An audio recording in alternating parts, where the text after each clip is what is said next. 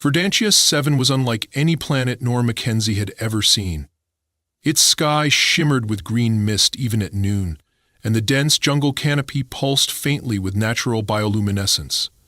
Giant leaves, larger than the survival pods themselves, swayed in silence despite the lack of wind. It was a moon, technically, orbiting the gas giant Noxus Prime, and had been designated the ideal site for the Galactic Academy's joint species survival exercise. For 7 days, cadets from 5 different planetary systems were to endure its alien ecosystem, relying only on what they brought in and their own ingenuity. Nora was the only human on this team of 10. She knew that wasn't a coincidence. The Academy liked to see what humans would do when dropped among more civilized species, many of whom still viewed Deathworlders with a mix of fascination and quiet dread.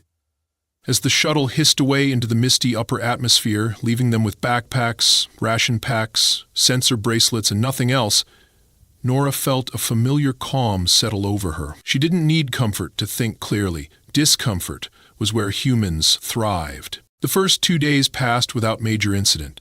The Zelari cadet, Vern, a 4-eyed insectoid from a floating continent world, insisted on creating a meticulous camp layout based on hexagonal geometries. A thick-skinned Churok named Bodax took over watch duties and scared off a reptilian predator just by roaring. Others busied themselves scanning the plants, logging observations, and keeping track of their caloric intake. No one paid much attention to Nora. She didn't push it. On the 3rd evening, things changed. Bodax approached her near the supply crate. His gray face, usually unreadable behind thick, bony ridges, looked tense. Human. "Look at this." She followed him to the crate. The ration packs, compact gray bricks designed to last a cadet 12 hours, were soft. The edges had curled, and a faint chemical smell lingered in the air. Nora picked one up, squeezed it, and frowned. The seal had been broken by moisture, or something worse. She peeled back the lid and found the contents bubbling faintly, like spoiled algae stew. "Contaminated," she said. "Too much atmospheric humidity." Vern buzzed in from behind them. "Impossible. The packs are sealed against all planetary atmospheres. You must have opened them wrong." "I haven't touched anything," she replied, raising an eyebrow. "This is an internal failure." One by one, the others gathered. Kira, the sleek blue-furred Hydrasi female, opened a pack of her own and gagged. "This isn't edible. The proteins have denatured." A full inspection followed. Out of 70 ration packs, 43 had spoiled. The others were quickly checked, sniffed, shaken. Only about 2 days' worth of safe food remained for the 10 of them. Vern, furious, began muttering algorithms and scanning the crate's log. The pack regulation protocol didn't account for molecular vaporization under low-frequency radiation. It wasn't tested for moons with spectral bands below 400 THz. "So we starve because someone skipped a line of code?" Nora asked flatly. No one responded. By morning, the panic had begun to settle in. Not because it was over, but because it had become reality. Most of the cadets sat in silence beneath the overhanging roots of a massive tree that oozed light green resin. Some stared at the forest as though it might suddenly sprout a hamburger. Others whispered theories and arguments, trying to figure out what to do next. Nora didn't panic, not because she wasn't hungry. She was. But this wasn't her first encounter with limited supplies. She had grown up on Earth in a small survivalist community on the fringes of the post-continental United States. Her grandfather, an ex-military scout, had drilled her on foraging, trapping, and rationing from the time she could walk. She wasn't sure how useful Earth training would be here, but it was something. She stood near the forest edge, arms crossed, eyes scanning. The jungle wasn't quiet, but it was layered. Every few seconds came the chirp of something high-pitched, followed by the rustle of something heavy moving nearby. The humidity was rising, and the glowing mist clung to her uniform like sweat. Her stomach growled, but she ignored it. Bodax, always the blunt one, finally broke the silence. "We have to hunt." Vern turned sharply. "That's suicidal. We don't know which of these life forms are edible or how they'll respond to being attacked." Box raised his head. "Then we'll test. I'll fight anything that moves." "You might be able to survive poison," Kiara said, "but my people cannot." "And humans?" Vern asked, eyes narrowing toward Nora. She shrugged. I'm not planning on eating anything until I've tested it. But sitting around won't solve the problem. No one had a better idea. By midday, another cadet, Relin, a transparent-skinned Zinth male who required ambient water vapor to regulate his metabolism, collapsed. His metabolic rate had increased due to panic, and without nutrients, he couldn't stabilize. Nora helped roll him into the shade, soaking a piece of cloth from her own canteen to cover his shoulders. Kira hovered nearby, wringing her claws. "We're not going to make it," Kiara whispered. Nora didn't answer. The team split into small groups. Some began scanning plants again, hoping to identify anything vaguely nutritious. Others dug pits for insects or tried to build makeshift traps using vines and broken tech. Most efforts failed. The only creature they had encountered regularly was a glowing beetle-like creature the size of a man's fist, which skittered across the ground in random patterns and glowed faintly blue. No one knew what it ate or whether it was safe to touch. The aliens had dismissed it as useless, too fast to catch, too unpredictable to trap. But Nora watched the beetles. She saw where they paused, how they avoided vibrations, and how they reacted to sudden shadows. She didn't share what she noticed. Not yet. As night fell again, the jungle lit up with fluorescent fungi and the occasional flicker of green lightning far in the sky. The team gathered again, more exhausted than before. There were no fires, no one had found dry enough materials, and the humidity made sleeping impossible. The instructors, who had promised to observe without interference, had not intervened. That silence was louder than anything else. Nora sat near the edge of the light, wrapping a clean sock around her palm. In her other hand, she held a stick she had sharpened with her utility knife. Nearby, a beetle buzzed once, darted across a root, and vanished. She watched the direction, then she glanced at the others, most of whom were staring blankly into the darkness. She didn't move yet, but in her mind, the plan was already forming. By the time the second night wrapped its cold, damp fingers around the cadets' necks, the mood in the makeshift camp had shifted from frustration to something far more fragile. Quiet, heavy despair. The massive roots they had once gathered beneath for shelter now seemed like the ribs of a collapsed beast, trapping them in a humid ribcage of moss and glowing resin. The rain hadn't come, but the air clung to everything. Clothes, skin, thoughts. It made movement sluggish and sleep impossible. None of the alien cadets spoke much that night, but their silence was louder than shouting. Nora remained awake, sitting upright with her knees pulled in, sock still wrapped around her hand. The stick lay beside her thigh, half buried in the moss. She hadn't used it yet. She wasn't ready. The Glow-Beetles had stopped coming close after dusk, and she wasn't sure if it was the light, the noise, or something else driving them deeper into the brush. Her plan would have to wait for dawn. Until then, she listened. A soft rustling came from Bodak's corner of the camp. The heavy Chirac was shifting again, the thick armor plates on his back scraping against bark. He hadn't eaten in nearly 20 hours, and it showed. His breathing had become shallow, and the aggressive edge in his voice had dulled into something quieter, more mechanical. Hunger was stripping away the soldier and leaving only the instincts beneath. But even so, he didn't speak. No one wanted to admit what they all knew. The next 24 hours would break someone. Vern, ever precise, had stopped pacing an hour earlier. His 4 insectoid eyes stared at a patch of rotting lichen on a nearby tree. He hadn't moved since. Even his antennae had gone still. Nora wondered if he was conserving energy or giving up. Kiara sat cross-legged just behind Nora, her fur matted from humidity, her long ears twitching unconsciously. She stared at the flickering light from a half-buried bioflask and clutched a data slate to her chest as though it were a pillow. Her lips moved now and then, but no sound escaped. She was reciting equations. Coping. Everyone had their rituals. At some point before morning, Relin began to convulse. The Zenith's body, translucent and glistening in the low light, shook violently as his limbs spasmed and his fluid levels dropped. Kiara sprang forward and wrapped him in the thermal sheet Nora had left nearby. His moaning echoed against the roots, drawing every eye in the clearing. No one spoke. No one offered help. They didn't know what to do. Nora approached quietly, kneeling next to him. She didn't have medicine, but she soaked her sleeve in condensation from a nearby plant and began pressing it against his temples, then his chest. His skin shimmered faintly under her touch, and after several minutes, his breathing steadied. He wouldn't last another day, but for now, he was alive. "You'll need to keep him wrapped," she said to Kiera. Kiera looked up, her eyes full of helplessness. "He's too delicate for this world. We weren't trained for this." No one was. The first rays of dawn crept slowly through the canopy, slicing golden lines across the mist-soaked undergrowth. And with light came movement. The chirping resumed, distant at first, then closer. Somewhere to the east, something large screeched and took flight. Leaves trembled. A pulse moved through the forest like a silent breath. Nora felt it in her knees. She stood.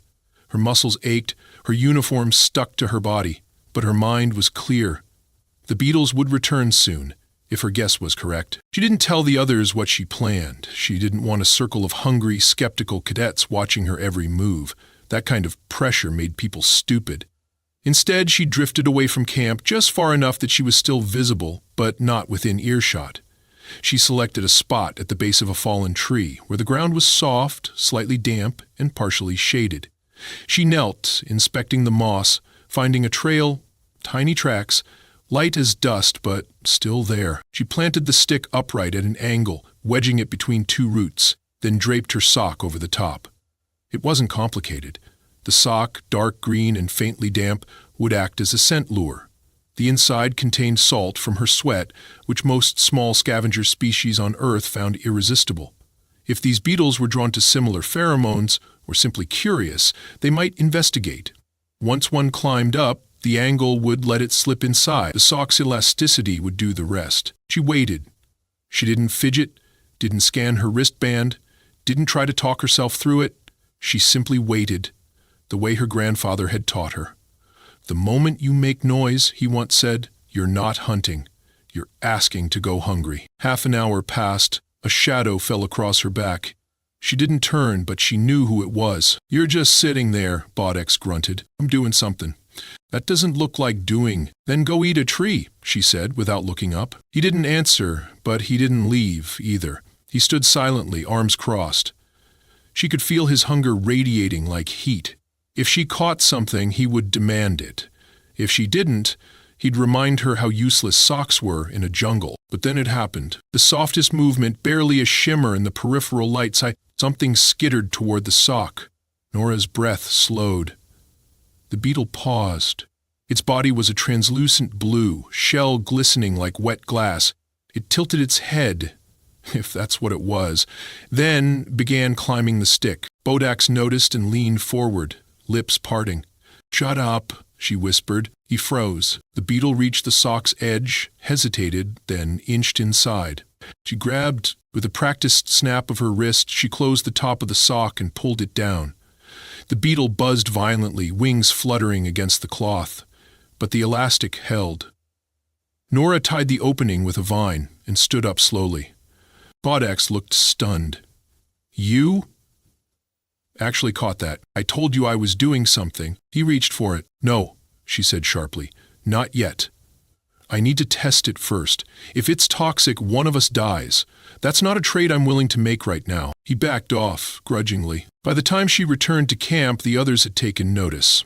Vern sat up, his eyes narrowing. Kiera blinked in disbelief. Even Relin stirred weakly under the blanket.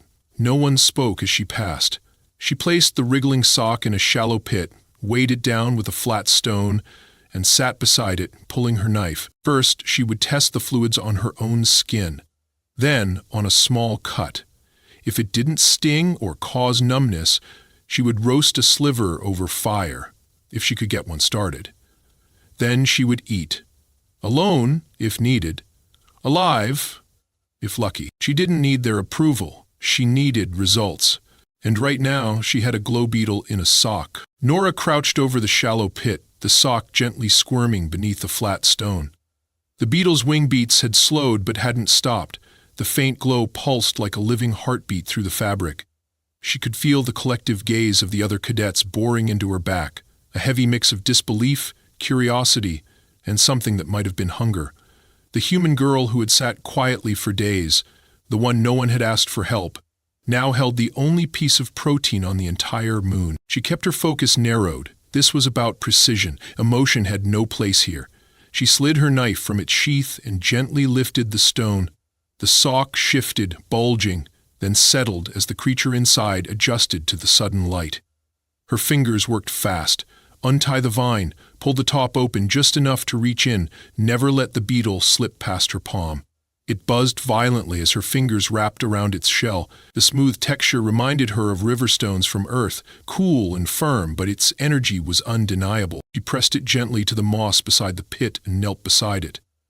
The cadets didn't speak. Not even Bodax. That alone told her everything she needed to know. They were starving. Quietly, dangerously starving. And she had done what none of them had managed. The beetle hissed once, a wet clicking sound, and attempted to push up onto its legs. She used the blade to gently pry its outer carapace away from the glowing thorax. Fluids oozed from beneath the shell, thick and pale green. She slid a gloved finger into the pool and lifted a small sample. The consistency was thicker than blood, with a faintly oily sheen. She rubbed a drop on her forearm and waited. 3 minutes passed. No reaction. Then she nicked her forearm lightly with the tip of her blade and smeared a second drop over the small cut. She breathed slowly, watching her skin, waiting for a sting, for numbness, for anything unnatural. Nothing came. "Bodax," she called without looking. "Get me dry bark. I saw you pile some near the roots earlier. Bring it here." He didn't hesitate.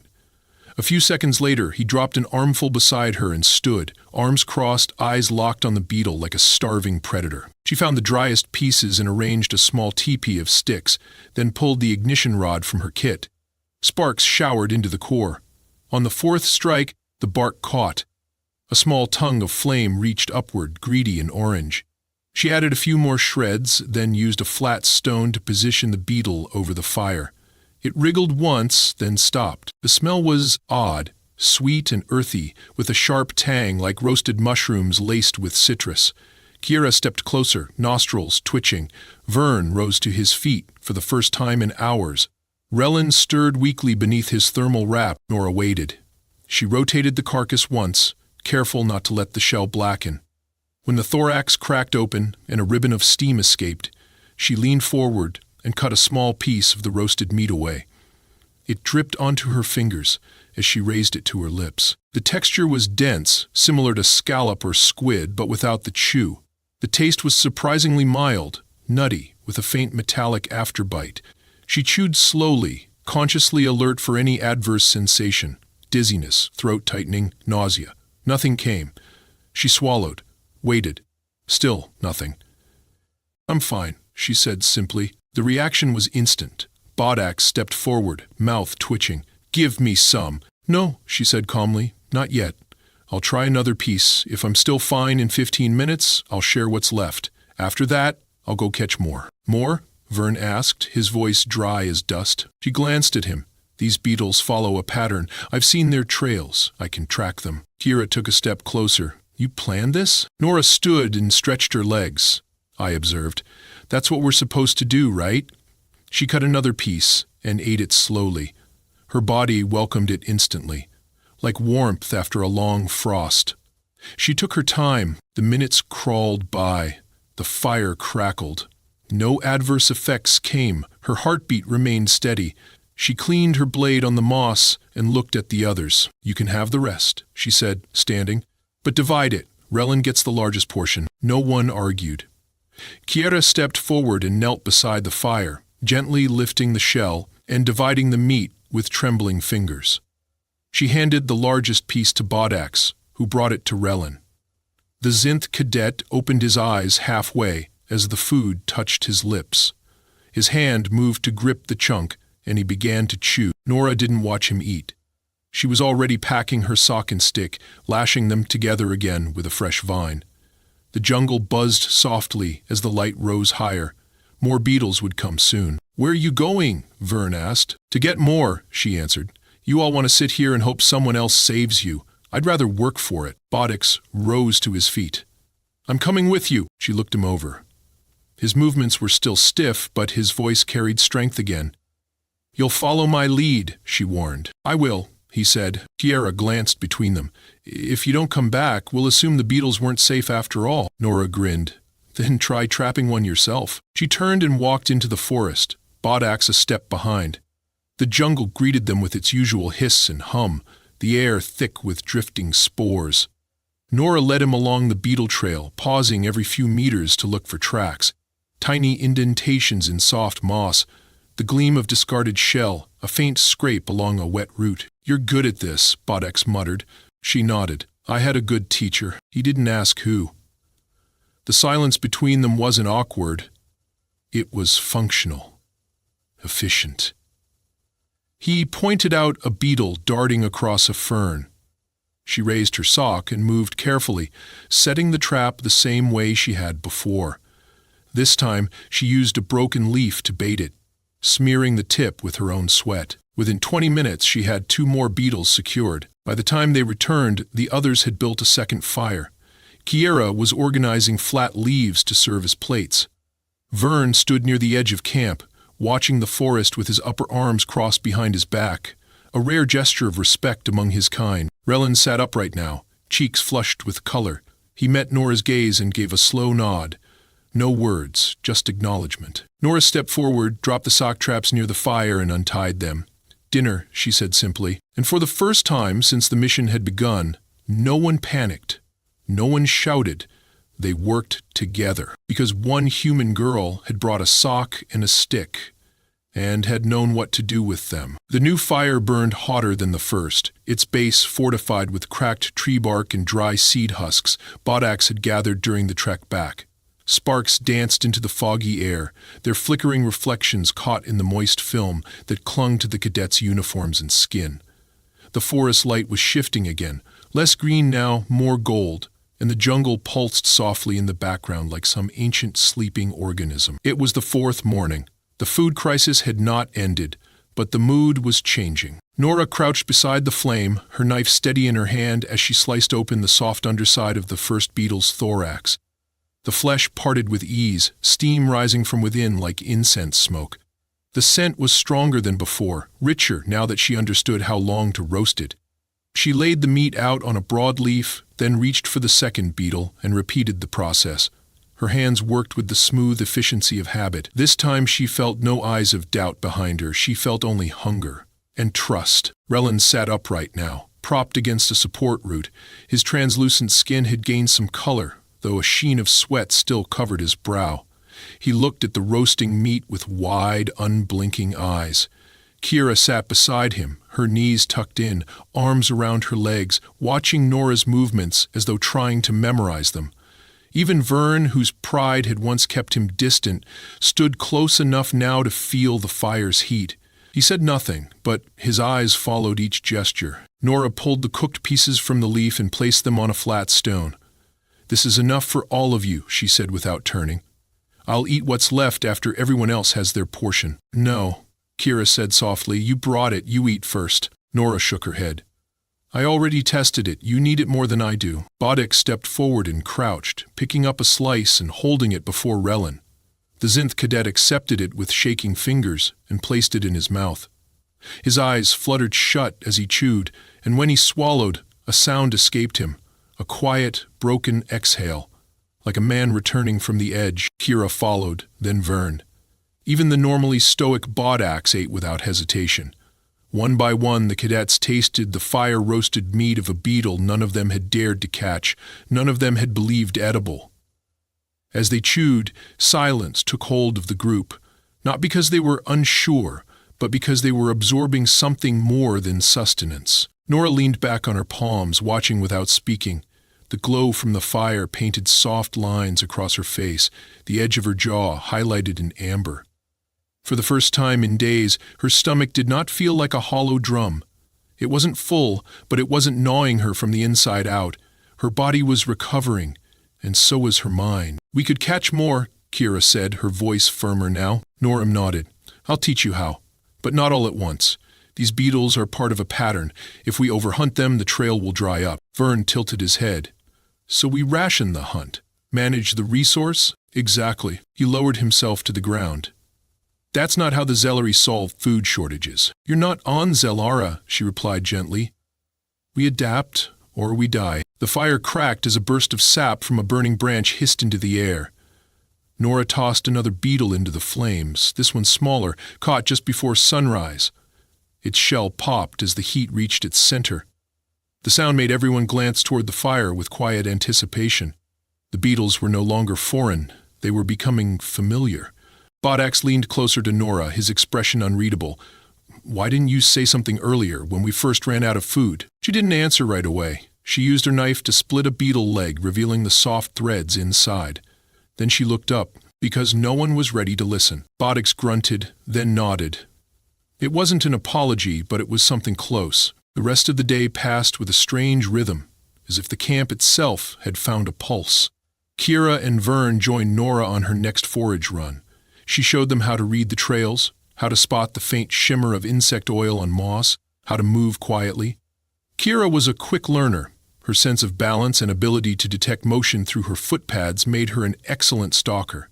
Vern was more cautious, but made detailed mental maps, already theorizing beetle migration patterns. Back at camp, Bodax constructed a drying rack using 2 snapped limbs and vine cordage. He suggested preserving some beetle meat in smoked strips in case they encountered another shortage. Relin helped him, his strength slowly returning. By late afternoon, the cadets had cooked 4 beetles and distributed the meat evenly.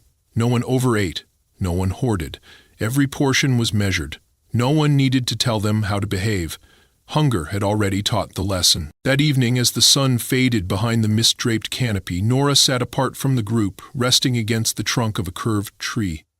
Her fingers were sore from cutting vines. Her arms ached from foraging. But her mind was alert. She was calculating again, but not out of necessity, out of instinct. She was thinking ahead. Vern approached with slow steps, his hands behind his back. I ran simulations, he said, based on what we gathered today and how often the beetles cross our perimeter.